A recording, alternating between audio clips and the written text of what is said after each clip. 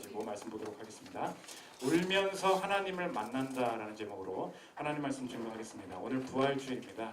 부활은 죽음 이후에 우리에게 소망을 주기도 하지만 죽음 이전에 우리가 지금 살아갈 때도 우리의 삶에 여러 가지 어둠과 또 상실을 해결할 수 있는 힘을 준다는 것입니다. 오늘 상실을 경험한 한 여인, 막달라 마리아라는 여인이 나오는데 우리의 삶에 울고 싶을 정도로 다가오는 이 상실의 문제, 실망의 문제를 어떻게 다룰 것인가 살피도록 하겠습니다. 세 가지로 나눠서 살피겠습니다. 첫째로 상실의 눈물, 둘째로 상실의 전환, 마지막 셋째로 상실의 완성, 이 세 가지로 나눠서 살피도록 하겠습니다. 첫째로 살필 것은 상실의 눈물입니다. 요한복음 20장에는 부활 막전 막후, 부활 이후에 여러 가지 주변 사람들이 행했던 일들이 기록되어 있는데 오늘 본문은 막달라 마리아라는 사람의 이야기입니다. 여자인데 막달라는 지명 이름이에요. 막달리에 살던 마리아, 그렇게 보면 됩니다. 오늘 예수님이 십자가에 못 박혔는데 엄청 슬퍼합니다. 왜냐하면 여자는 예수님께 개인적으로 많은 은혜를 입었던 사람이기 때문입니다. 그 기록이 누가복음 8장에 나오는데 보면 귀신 들렸었는데 예수님이 고쳐준 여인이었던 거예요. 누가복음 8장 1절 2절 보십시오. 그 후에 예수께서 각 성과 마을에 두루 다니시며 하나님의 나라를 선포하시며 그 복음을 전하실새 12 제자가 함께하였고 또한 악귀를 쫓아내심과 병 고침을 받은 어떤 여자들 곧 7 귀신이 나간 자 막달라인이라 하는 마리아와 이 여자였다는 것입니다. 마리아가 예수님 죽으니까 예수님 왜 좋아했고 왜 슬퍼하고 있느냐? 내가 은혜를 입은 자였기 때문입니다. 은혜를 경험한 자일수록 예수님께서 당하신 일에 대한 상실감이 크다는 거예요. 그래서 시체라도 보러 왔는데 시체가 없어졌습니다. 근데 뭐라고 표현하느냐? 내 주님 누가 가져갔냐는 거예요. 13절 보십시오. 천사들이 이르되 여자여 어찌하여 오느냐 이르되 사람들이 내 주님을 옮겨다가 어디 두었는지 내가 알지 못함이니이다. 왜 옵니까? 내 주님 인격적인 만남이 이미 있었기 때문입니다. 이게 있을수록 내 주님에 대한 상실과 실망도 커진다는 거예요. 우리도 마찬가지입니다. 가장 삶의 어려운 순간, 그리고 제가 전도사로서 많은 목회를 하진 않았지만 성도들을 상대할 때 가장 뭐라고 말해야 줄지 어려워질 때가 어디냐? 하나님을 믿는 즐거움을 생생하게 경험한 성도님이라는 거예요. 생생하게 경험한 이후에 정말로 칠흑 같은 어둠을 만났을 때 뭐라고 해줄 말이 없다는 것입니다. 다 뭐라고 말하냐면 이런 거예요. 제가 은혜를 압니다. 제가 인도하심 따라왔다고 생각하거든요. 그런데 이건 뭐냐는 거예요. 몇몇 일들은 잘 풀려가고 있는 줄 알았습니다. 그런데 이 문제가 이렇게 진행되어 간다는 게, 이렇게 결론 난다는 게 너무나 실망스럽습니다. 이 상실의 문제를 다루고 있다는 것입니다. 오늘 핵심은 무엇인가? 이 하나님은 상실의 과정, 이 마리아의 눈물의 과정을 의도적으로 허용하실 때가 있다는 것입니다. 보통 교회에서 우리가 아파하거나 누가 고난당하면 말하죠. 이런 말 하지 않습니까? 하나님께서 이 과정을 통해 더 좋은 것을 주시려고 그러는 거야. 이것보다 더 선한 것을 계획하신 게 있어서 그래. 이 말은 맞는 말이죠. 그런데 우리에게 의문이 들지 않습니까? 아니, 좋은 걸 주시려면 바로 주시지 왜 고통을 통과하게 하시냐는 것입니다. 다 그 질문 아닙니까? 좋은 거 알겠다는 거예요. 그럼 그걸 바로 체인지해 주시지 왜 이 과정을 거치게 하시냐는 것입니다. 착각이 무엇인가? 우리는 상실 뒤에 하나님이 있다고 생각해요. 상실 뒤에 계시다. 상실 후에 계시다. 그렇지 않습니다. 하나님은 어디 계시는가? 상실 속에 계시다는 것입니다. 슬픔 뒤에, 슬픔 이후에 유익이 오는 것이 아니라 슬픔 자체, 슬픔 속에, 억울함 속에 하나님이 하실 일이 있다는 거예요. 너무 이 죽을 것 같은 상황이지만 죽을 것 같은 상황을 허용하시면서까지 내 상실조차 우리의 심령을 확장시키시고 우리의 인생을 여실 때 어쩔 수 없이 하나님이 그것을 허용하시는 과정이 있다는 것입니다. 오늘 그래서 요한이 의도적으로 지금 대비를 하고 있는데 다른 제자들은 다 집으로 갔다는 거예요. 그런데 마리아는 감정이 정리되지 않았습니다. 은혜 입은 자였기 때문에 상실감이 쉽게 정리가 되지 않는 거예요. 누구는 갔는데 마리아는 머물렀다. 그런데 이 상실감 때문에, 이 상실감의 머물물 통해서 하나님은 이 여자에게 특별하게 하실 일이 있었다는 것입니다. 오늘 요한이 일부러 이 기록을 대비하는데 10절 11절 보십시오. 이에 2 제자가 자기들의 집으로 돌아가니라. 다 갔다는 거예요. 그런데 반대예요. 마리아는 무덤 밖에 서서 울고 있더니 울면서 구부려 무덤 안을 들여다보니, 이게 자꾸 어디에 머물러 있습니까? 무덤에서 헤매는 기간이 있다는 거예요. 저와 여러분 마찬가지입니다. 하나님께서 우리의 삶에 어떤 때에는 무덤 속에서 헤매는 기간을 의도적으로 허락하실 때가 있다는 것입니다. 아니 뭐하러 부활했는데 무덤 속을 뒤지고 있어? 그렇지 않다는 거예요. 우리의 상실감을 헤어날 수 없을 때가 있습니다. 교회에서 함부로 비판하면 안 돼요. 너 그런 것 가지고 왜 그러냐? 왜 하나님께서 좋은 것 주시는 거 아는데 부활하셨는데 뭘 이렇게 못 태어나오냐? 그렇지 않습니다. 우리의 감정을 우리가 스스로도 통제할 수 없을 정도로 심한 상실감에 사로잡힐 때가 있을 것입니다. 왜 그러냐? 무덤에서 헤매는 기간 자체, 그 기간 속에서 하나님께서 하실 일이 있기 때문입니다. 이 상실을 통한 하나님의 인도하심을 거부하는 사람들의 특징이 뭐냐? 여러분 점검하셨으면 좋겠는데 눈물이 사라지는 거예요.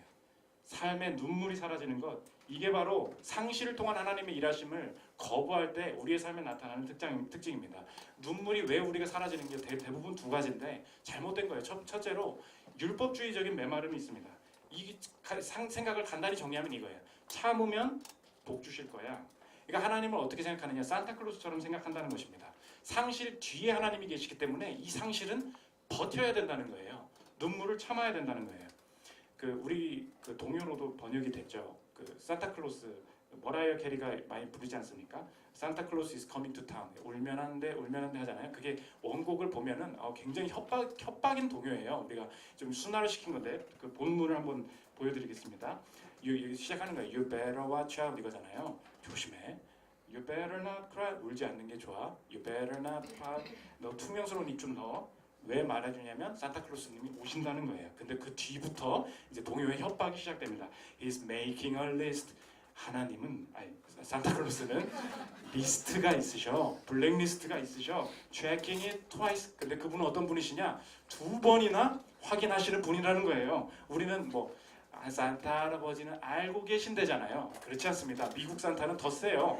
누가 착한 애인지 나쁜 애인지 누가 너티인지 2번이나 확인하시는 산타클로스라는 것입니다.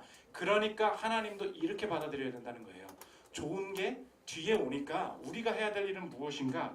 슬프고 억울해도 눈물 뚝 그치고 있으라는 거예요.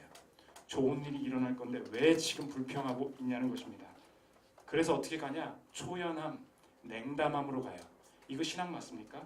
이렇게 가는 시각은 무조건 틀린 것입니다. 우리 교회도 마찬가지예요. 신앙생활을 오래 한 권사님일수록 너 그런 문제 가지고 뭘 울고 있어? 하나님이 선한 거 이끌어 주실 줄 몰라? 이거 하나님을 율법주의적으로 참아야 보상해주는 상실 뒤에 복을 주시는 분으로 착각한다는 것입니다. 우리 교회에서 절대 그런 일이 있어서는 안 되는 거예요. 하나님은 어떤 분이신가? 상실 속에 우리를 머물게 하실 때가 있다는 것입니다. 냉담함이 되면 안 되는 거예요.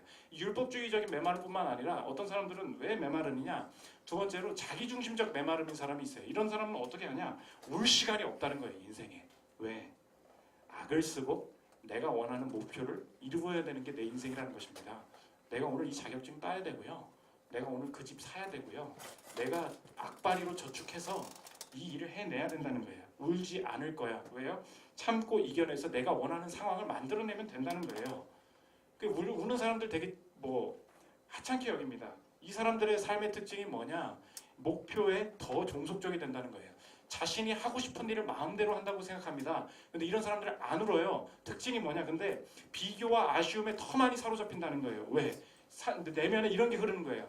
야, 내가 눈물도 참으면서 여기까지 왔는데 눈물도 참아가면서 이 인생을 살았는데 이 일이 내게 이루어지지 않는다는 건, 그 성과가 내게 오지 않는다는 건 내게 절망이라는 거예요.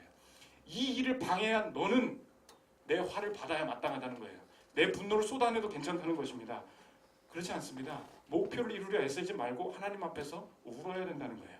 하나님께서 우는 과정을 통해 정리하신다는 것입니다. 이게 하나님을 믿고 신뢰하는 사람의 증거, 눈물이에요. 하나님의 일하심을 상실 속에 일하신다는 걸 믿고 우는 거예요. 이게 신뢰의 증거입니다.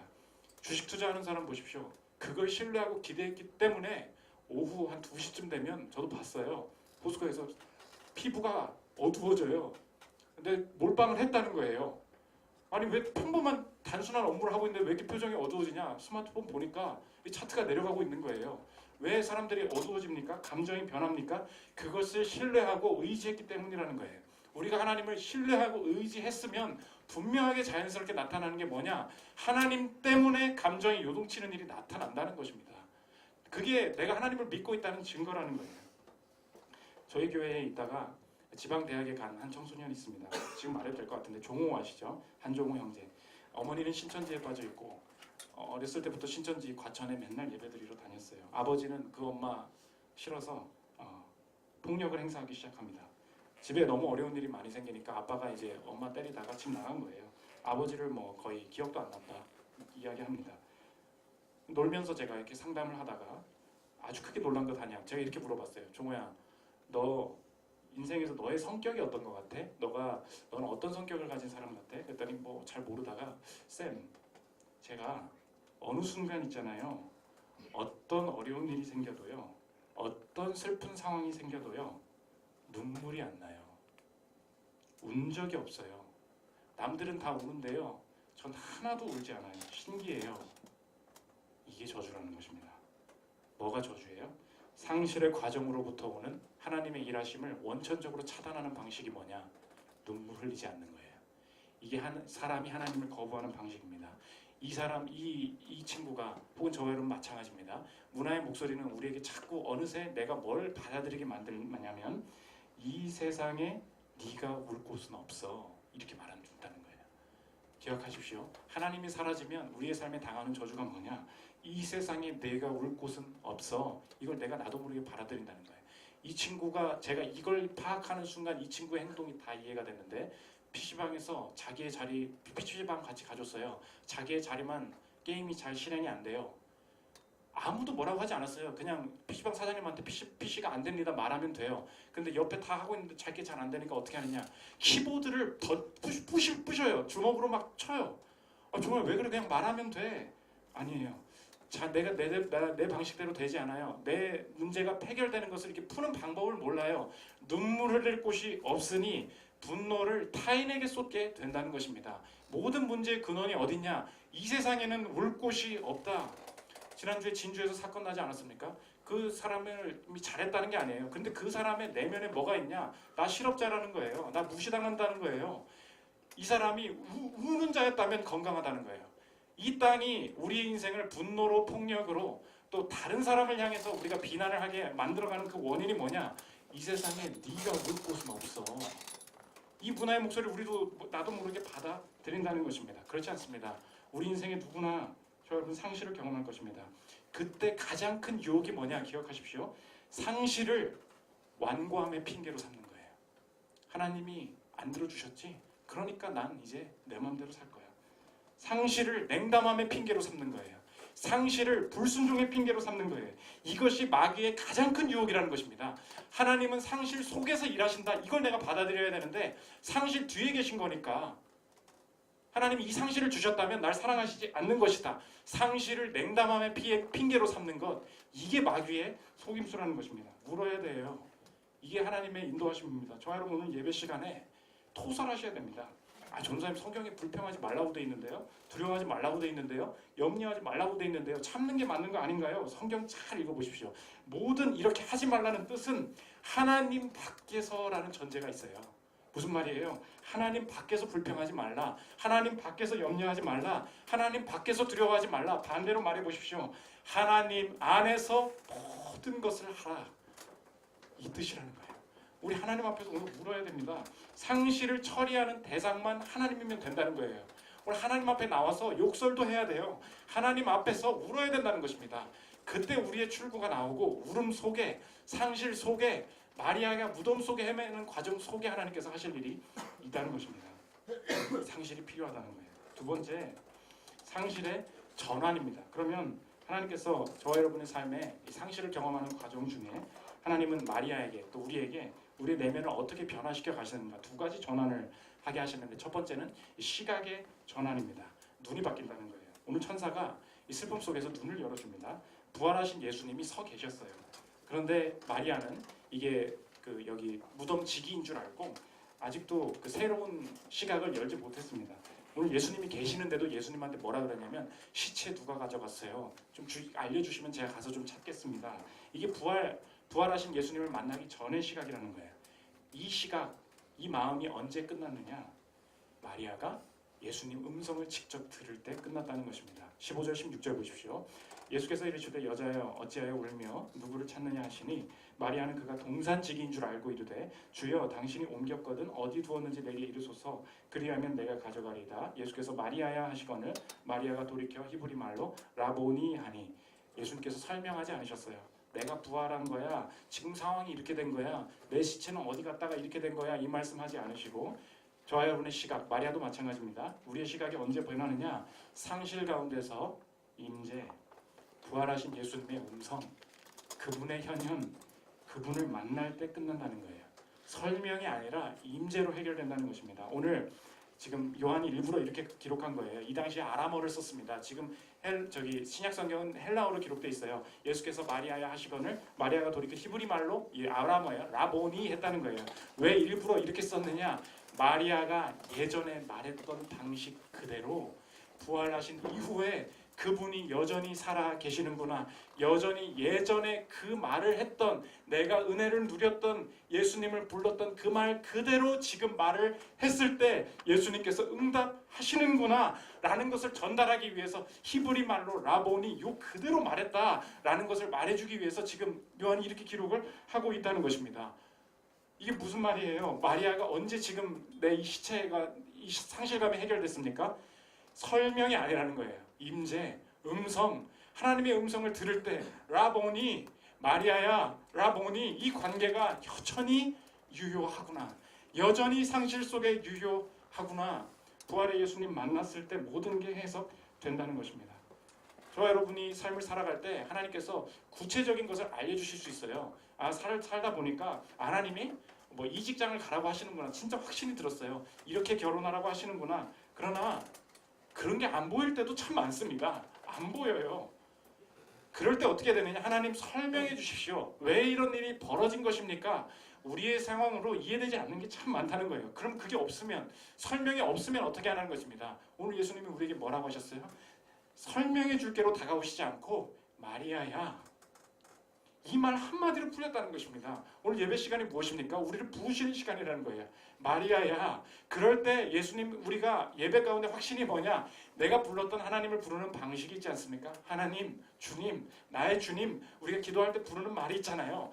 예배 시간의 확신이 뭐냐면 지금도 여전히 듣고 계시는 그분, 이 상실 속에서도 여전히 그때처럼 여전히 은혜 주시는 그분이 내게 보인다는 것입니다. 울면서 하나님을 만나게 된다는 거예요. 만나면 풀린다는 것입니다. 어떤 여자분 얘기인데 30년 동안 결혼 생활을 하다가 가정의 문제로 이혼을 하게 됐습니다. 혼란이죠. 30년 동안이나 결혼 생활했는데 이혼하게 됐다니. 침대에 앉아서 울고 있어요. 이제 내가 손에서 반지를 빼야 될 때가 됐다. 근데 주님 이해가 되지 않습니다. 시편을 읽다가 이해되지 않는데 그냥 회복되기 시작하는데 자기가 하나님 만난 게 시편을 읽고 두 가지 하나님의 성품을 깨달았다는 거예요. 시편 62절, 2편 11절, 12절 보여주십시오. 세 번역입니다. 하나님께서 한 가지를 말씀하셨을 때 나는 두 가지를 배웠다. 권세는 하나님의 것이요. 영어로 보면 You are strong. 오늘도 찬양하지 않았습니까? 특송 I am strong. 왜 그래요? You are strong. 하나님은 강하십니다. 또 하나 한결같은 사랑도 주님의 것입니다. You are loving. You are strong. You are loving. 시편을 읽는데 하나님은 강하십니다. 하나님은 사랑의 하나님이십니다. 이 두 가지 그냥 단순한 구절이 내 마음에 파고들면서 이 30년 이후의 이혼 생활을 감당해낼 수 있도록 내 마음에 힘을 주셨다는 거예요. 그런데 이제 마음에 기도하다가 밤에 이제 생각했다는 거예요. 하나님, 남편에게 주었던 마음을 이제 주님께 드리기를 원합니다. 주님만이 제 온 마음을 드릴 가치가 있는 분입니다. 이렇게 얘기하고 오늘 밤에 하나님께서 주신 은혜가 너무 커서 이제 이 여자분이 계획을 세운 거예요. 내일 아침에 일어나면 내가 새 반지를 맞춰야 되겠다.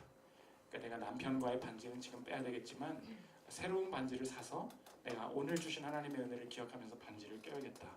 이제 반지방에 가기 전에 다음 날이 기도 모임이 있는 날이었던 거예요. 기도 모임 식구들을 오전에 만났습니다. 기도를 시작하는데 남들은 이혼한 건 다 알겠죠. 같이 그냥 침묵으로 기도를 하고 있었대요. 옆에서 기도하던 잘 모르는 그냥 어떤 여자분 한 분이 내가 기도하고 있는데 내 앞에 와서 무릎을 꿇더라는 거예요. 그러더니 자기가 끼고 있는 반지를 빼더라는 것입니다. 그러면서 자기한테 끼워줬다는 거예요. 반지 얘기 하나도 안 했거든요. 나 오늘 오후에 이 임재를 기억하면서 내가 새로 반지 하나 맞춰야겠다 했는데 오늘 기도 모임 갔는데 그분이 말도 안 했는데 내 앞에 오더니 자기 반지를 빼더라는 거예요. 그분이 기도 중에 이 사람한테 이런 메시지를 전달합니다. 들어보십시오. 하나님이 이것을 전해주시기를 원하신다는 느낌이 들었어요. 당신을 지극히 사랑하셔서 세상 끝날까지 약혼자로 함께 하신다는 뜻을 알려주길 원하신다는 것 같아요. 주님이 지켜주실 겁니다. 절대로 떠나거나 버리지 않으실 겁니다. 당신과 영원히 함께 하실 겁니다. 난 친구한테 말한 적 없는데 왜 이 사람이 나한테 반지를 껴서 주지? 하나님이 내게 반지를 끼워주신다는 그 확신으로 다가온 거예요. 이 작은 체험 속에 이 반지 하나 속에 뭘 깨닫게 되느냐? 모든 상황의 의미를 정확하게는 모르지만 하나님이 이 상실 속에 함께하고 계시구나. 그런데 그래서 뭐라고 고백하냐면 너무나 극심한 고난 속에는 설명이 필요한 게 아니라는 거예요. 이해가 중요한 게 아니라는 거예요. 그분의 고백입니다. 이 30년 이혼 생활 뒤의 고백이에요. 하나님의 뜻을 알 필요는 없었다. 지금 내게 필요한 건 그분 자체였다. 이거라는 것입니다. 마리아가 무덤을 헤매면서 경험한 게 이거라는 거예요. 마리아야, 라보니, 이거면 된다는 거예요. 우리 교회에 가정에 말할 수 없는 아픔을 가지고 있는 분들이 너무나 많습니다. 이런 설교하면 꼭 자기라고 생각하실 거예요. 그렇지 않아요. 그 성도님, 그분 당신보다 훨씬 더 힘든 사람이 우리 교회에 많아요. 아시겠죠? 제가 말을 안 해서 그렇지 우리 교회에 말할 수 없는 아픔을 가지고 있는 분이 너무 많은데 이런 얘기하면 진짜 본인 얘기하는 줄 알아요. 그렇지 않습니다. 다 심각해요. 제가 이번 주 고난주간 한 주간 간절하게 우리 교회 성도들을 위해서 너무 많이 기도하면서 정말 우리 교회 성도 가정을 위해서 참 많이 기도해 주셨으면 좋겠습니다. 그러나 공통적으로 하는 말들이 있어요. 전사님 지금 안 바뀌었어요. 그래, 안 바뀌었어요. 그런데 이 갈등을 계속 지내고 있다 보니까 이 안에도 하나님의 일하심이 있다는 것을 분명하게 깨달아가고 있습니다. 이해가 되지 않아요. 설명하지 않았는데 분명해지는 게 있다는 거예요. 신기하지 않습니까? 그 가정이 당한 사건은 또 분명히 충격이고 분명히 상실이고 분명히 아픔입니다. 그런데 뭐가 분명해진다는 거예요. 예수께서 마리아야, 이거라는 것입니다. 무덤 속에서 필요한 건 설명이 아니라는 거예요. 내 시체가 어떻게 부활했는지 아니? 설명해 줄까? 아니라는 거예요. 마리아야, 라보니, 내가 예전에 하나님을 불렀던 그 방식 그대로 함께 하시는구나. 이게 시각의 전환, 부활의 주님 만났을 때 시각의 전환이라는 것입니다. 두 번째, 우리에게 무엇을 전환시켜 주시느냐? 사명을 전환시켜 주십니다. 상실 속에서 하나님의 임재를 체험한 후에 내 삶은 무엇이 바뀌는가? 오늘 마리아가 확 변하는데 하나님을 증거하는 것, 부활의 주님을 만난 것을 증거하는 것으로 바뀐다는 것입니다. 마리아가 이제 바뀝니다. 18절 보십시오. 막달라 마리아가 가서 제자들에게 내가 주를 보았다 하고 또 주께서 자기에게 이렇게 말씀하셨다 이르니라. 내가 주를 보았다. I have seen the Lord. 내가 주님 봤다. 증인의 삶을 살게 된다는 것입니다. 증인의 특징이 무엇입니까? 본 것 이외에는 삶에 아무 스펙이 필요 없다는 거예요. 우리가 되게 착각하는 게 있습니다. 증인의 조건이 뭡니까? 사고 현장을 목격했어요. 그러면 제가 봤습니다. 그럼 증인 좀 되어주시겠습니까? 얼마든지 그렇게 하죠. 증인한테 다시 묻습니다. 그런데 혹시 연봉이 얼마나 되세요? 증인이 되어주셔야 되는데 혹시 어느 대학 나오셨어요? 제가 연봉이 얼마인데 그러면 증인으로는 좀 힘들겠시겠네요. 제가 다른 증인 좀 찾아보겠습니다. 증인은 커리어가 스펙이 되지 않습니다. 본 게 스펙이 된다는 거예요. 경험한 게 사명이 됩니다. 저와 여러분, 하나님이 상실 가운데 하나님께서 우리의 삶을 만져주시고 만난 다음에 우리에게 단순히 위로하시지 않아요. 우리에게 분명히 도전하실 것입니다. 우리의 가식적인 것을 하나 끄집어내실 건데 그게 뭐냐면 증인의 목표예요. 분명히 이걸 한번 물으실 거라는 거예요. 너의 인생에서 말하고 싶은 게 뭐냐는 거예요.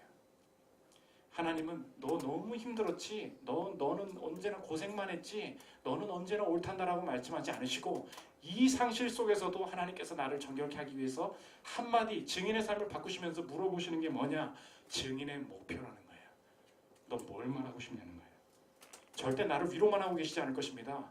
내 삶을 끄집어내시고 내 가식을 뒤집어 놓으시면서 너의 인생이 진짜 하고 싶었던 게 뭔지를 보여줄 거라는 거예요.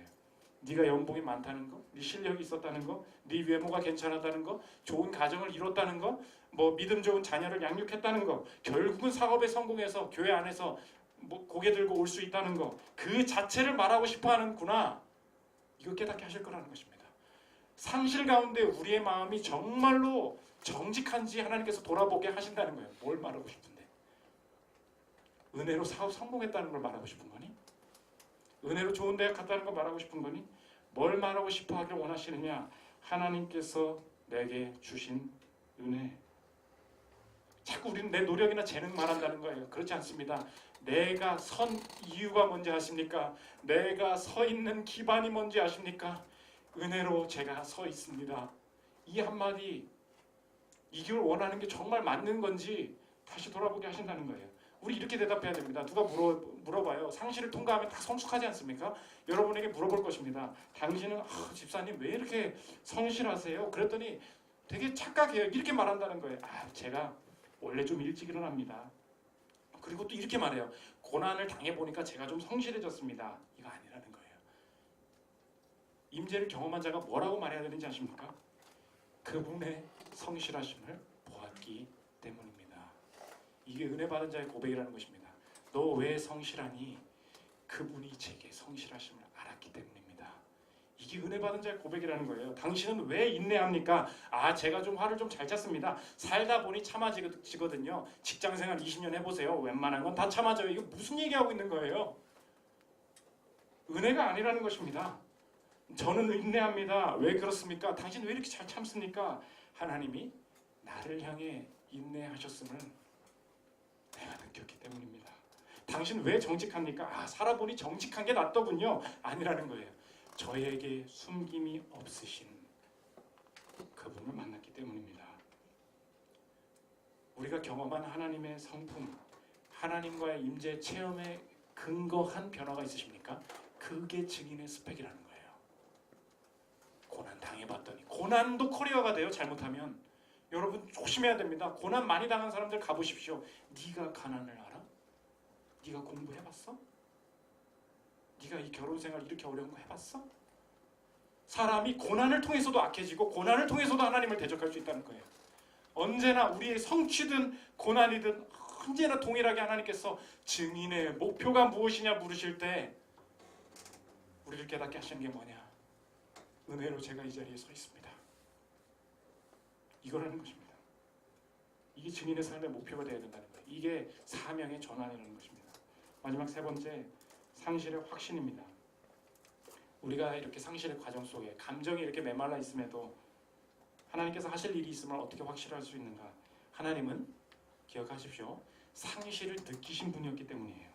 이 하나님의 중요한 성품인데 하나님은 감정을 느끼신 분이었기 때문에 우리가 신뢰할 만하다는 것입니다. 예수님이 십자가에 못 박혀 죽으실 때 자연이 어떻게 변했나 보십시오. 전능하신 하나님이시라면 이렇게 말해야 돼요. 아까 말했죠. 산타클로스라고. 인간의 고통을 알지 못하시는 분, 감정을 중요하게 여기지 않고 과정은 별거 아니고 목표가 중요하다라고 생각하신 분이었다면 하나님도 그렇게 하셨을 거예요. 야, 나는 아들을 버리는 게 별일 아니야. 어차피 부활할 건데 뭐. 그렇지 않아요? 하나님은 그렇게 하셨어야 되는 거 아닙니까? 부활이 있는데 뭔 걱정이니? 그냥 경험하면 되는 거야. 어차피 부활할 걸 아니까 나는 십자가에 내 아들이 매달려도 하나도 괜찮다라고 하지 않으시고 자연이 어떻게 변하나 보십시오. 누가복음 23장 44절입니다. 때가 제6시쯤 되어 해가 빛을 잃고 온 땅에 어둠이 임하여 제9시까지 계속하며 왜 대낮에 땅에 어둠이 임합니까? 상실의 과정을 통과하시는 하나님 아버지의 마음을 느낄 수 있는 거예요. 우리가 왜 하나님을 신뢰할 수 있습니까? 하나님은 과정에 하실 것이 있으신 분이에요. 그 감정을 직접 당하신 분이라고요. 아들은 어떻습니까? 아버지를 잃어버리는 경험을 그대로 감정을 느끼신 분이기 때문에 내가 이 감정, 상실의 감정 속에서도 신뢰할 수 있다는 것입니다. 누가복음 23장 46절입니다. 예수께서 큰 소리로 불러 이르시되 내 아버지 내 영혼을 아버지 손에 부탁하나이다 하고 이 말씀을 하시는 숨지시니라. 감정의 과정을 똑같이 겪으셨다는 것입니다. 하나님을 믿지 않았을 때 내 삶은 누나의 목소리가 뭐라 그러냐, 내 인생의 이 상실의 감정을 해석할 세계관이 아무것도 없었어요. 그래서 불교는 우리에게 뭐라고 하는지 아십니까? 네가 상실감을 느끼는 이유는 집착하기 때문이야 라고 말한다는 거예요. 여러분 이런 거예요. 아들을 잃었다고 왜 슬퍼하냐는 것입니다. 왜 네가 취업에 떨어졌다고 왜 고통스러워하냐는 거예요. 너는 왜 그 집착, 나쁜 고통이 생기는지 아냐? 집착 때문이야. 그래서 불교의 해결책은 뭐냐? 내 감정 보고 집착이래요. 그래서 뭐냐? 취업과 멀어지래요. 아들을 사랑하는 마음과 멀어지래요. 부모님을 안타까워하는 마음을 없애래요. 감정 자체를 포기하는 게 해결책으로 제시합니다. 기독교는 절대 그렇지 않아요. 우리가 십자가를 볼 때, 어둠이 이 마음을 볼 때 알 수 있는 게 뭐냐? 하나님은 감정이 있으신 분이다. 그 감정을 아시는 분이며 그 감정의 과정을 절대 필요 없게 내버려 두시는 분이 아니라는 것입니다. 내 감정이 존중받고 있구나. 우리가 오늘 본문을 그렇게 읽어야 된다는 거예요. 예수님 십자가에 못 박히실 때 우리가 어떻게 이것을 통해서 위로를 받는가? 하나님이 내 감정을 존귀히 여기시는구나. 하나님이 내가 기분 상하는 것을 함부로 건드리시는 분이 아니시구나. 감정을 아시는 분이시구나. 우리가 믿을 수 있는 이유가 바로 여기에 있다는 것입니다. 예수님이 도대체 그러면 왜 저 감정을 겪으시면서 내게 해주고 싶으신 일이 뭐였다는 거니? 뭐였길래 이러셨습니까? 내 인생에 가장 큰 상실을 막고 싶으셨다는 거예요. 그게 뭐예요? 우리가 지금 여러 가지를 상실해 가고 있다고 생각합니다. 예수님은 상실을 막고 싶으신 분. 막고 싶으신데 왜 나에게 상실을 주시냐고요? 하나님이 막고 싶으셨던 상실이 하나 있어요. 우리가 정말로 잃기를 원하지 않으셨던 거. 뭡니까? 하나님을 잃어버리는 거. 이게 인생의 저주라는 거예요. 내 인생의 가장 큰 상실은 하나님을 잃어버리는 거였구나. 나의 가장 큰 상실을 막아주시기 위한 그분의 상실이 있겠구나. 그분은 뭘 잃어버리셨습니까? 아버지를 잃어버리셨어요. 아버지를 잃어버리는 상실의 감정을 고스란히 겪으시면서 내게 가장 중요한 분을 잃지 않도록 내게 길을 여신, 부활의 길을 여신 그분이 내 하나님이시라면 내 한 주간의 삶이 다 이해되고 설명되지 않지만 이제 한 가지 확신할 수 있다는 거예요. 내가 걸어가는 이 길이 예수 안에서 이 상실을 경험하는 이 삶도 상실이나 교통을 경험할 때마다 새로운 길을 여는 수단으로 결코 내가 가져야 될 것을 잃어버리는 상황으로 하나님께서 몰고 가지 않으실 것이다. 확신할 수 있다는 것입니다. 어떤 사역자가 아프리카에 있는 앙골라 교도소에 갔어요. 몰라요? 앙골라 찾아보니까 아프리카 왼쪽에 있어요. 교도소 안에 가석방 불가 못 나가는 거죠. 무기징역 사는 30대 청년이 범죄에 들어와서 이제 평생 이제 거기 살아는 거예요. 사역자가 물었다는 거예요. 아니 형제, 이곳에서 나가지도 못하고 남은 인생을 살아야 된다는 사실을 당신은 어떻게 받아들이십니까? 그랬더니 이 교도소에 있는 형제의 고백입니다. 들어보십시오. 선생님 있잖아요. 제가 이곳에 오기 전에 어떤 사람이었는지를 선생님이 아신다면, 그리고 예수 그리스도가 제 영혼에 주신 자유로 제가 어떤 사람이 되었는지를 아신다면요. 그리고 이런 값을 치러서 제가 정신을 차리게 되는 것이라면 저는 여기에서 제 남은 삶을 보내게 되어 행복하다고 말할 수 있습니다. 라고 고백한 이후에 뭐가 상실인데요? 라고 하면서 자신의 부모님을 위해서 기도해달라고 이렇게 고백합니다. 마지막이에요. 제 부모님을 위해 기도해 주십시오. 감옥에 있는 사람 얘기예요. 부모님은 자신이 자유롭다고 생각하겠지만 하나님 없는 자신의 어둠 속 감옥에 갇혀 계시거든요. 도대체 뭐가 감옥이냐는 거예요.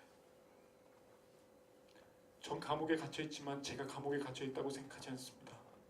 저는 제 부모님이 감옥에 갇혀 계시다고 생각합니다. 교도소에서 700명의 죄인들을 놓고 찬양 인도를 하고 있었어요. 이 사역자가 그렇게 감동을 받아줄 수가 없어요. 이 사람이 감옥에서 뭘 하고 있는 것인가? 이 사람이 은혜를 만났구나. 감옥에 있는데 감옥 밖에서 자유를 누린다고 생각하는, 상실하지 않았다고 생각하는 사람들을 위해서 기도해달라고 말하고 있구나. 이게 상실이라는 것입니다. 하나님께서 아무것도 잃지 않게 하셨어요.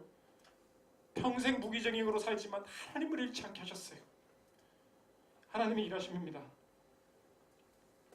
하나님을 잃지 않도록 저와 여러분의 삶에 자신의 목숨을 내어주신 분이 우리의 상실 속에서도 우리를 분명히 지키실 것입니다. 상실 속에서 새롭게 길 여시는 하나님의 임재를 찾고 이 증인된 삶을 다짐하는 저와 여러분들 되시기를 기도합니다. 우리 은혜 아니면 찬양하고 기도하는 시간 갖도록 하겠습니다.